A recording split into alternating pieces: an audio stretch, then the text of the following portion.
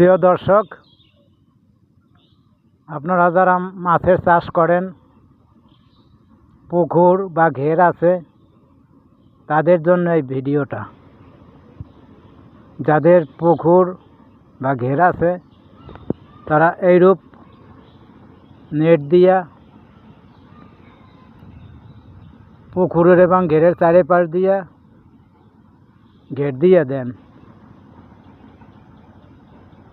তা না হলে মাছে পুকুরের পাড় বা ঘেরের পাড় খাইয়া পাড়টাকে ফেলে দেবে। আপনাদের যদি আবার মাটি কাটতে হয় তাহলে অনেক টাকা খরচ হবে। একটা কৃষাণের মূল্য আজকাল 800-900 টাকা। আর যদি এরকম চারে কান্দা দিয়ে ঘের দিয়ে দেন নেট দিয়ে, তাহলে পুকুরে আর মাটি কাটতে হবে না।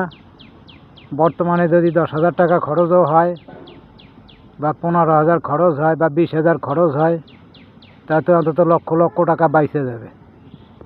প্রিয় দর্শক, আপনাদের যাদের পুকুর আছে, ঘের আছে, তারা এইরূপ চারে কান্দা দিয়ে নেট দিয়ে ঘের দিয়ে দেবেন, যাতে মাছে পুকুরের পাড় না খাইতে পারে বা ঘেরের পাড় না খাইতে পারে। প্রিয় দর্শক, যদি আপনারা ঘেরে বা পুকুরের পাড়ে গাছ লাগান, তাও এরকম মাছে খাইয়া গাছ সহ ফেলে দেবে এবং ফিরে আবার কাটতে হবে। ফিরে 5 বছর পর যদি আবার কাটতে হয় বা 10 বছর পর যদি আবার কাটতে হয়, তাহলে অনেক টাকা লাগবে। আর একবারে যদি নেট দিয়ে দেন পাড়ের চারে কান্দা দিয়ে, তাহলে আর আপনার পুকুরের পাড় আবার সই করা লাগবে না, অনেক টাকা খরচ করতে হবে না। আজকে তো সস্তার যুগ নাই। একটা কৃষাণ যদি লন, তাহলে অন্তত 800 টাকা, কোনো জায়গায় 1000 টাকাও দিয়ে মাটি কাটা কৃষাণ নিতে হবে। প্রিয় দর্শক, এই যে দেখেন, আমি কৃষ্ণ ওঝা, এই যে আমার পুকুরের চারে কান্দা দিয়ে এরকম নেট দিয়ে দিছি। এখন মাছে খাইয়া মাটি ফেলাইতে পারে না। অনেক দিন পর্যন্ত আশা করি আর এই পুকুরের পাড় সই করতে হবে না। এবং এই যে পুকুরের পাড় দিয়ে দেখেন গাছপালাগুলিও আর ভেঙে পড়বে না। প্রিয় দর্শক,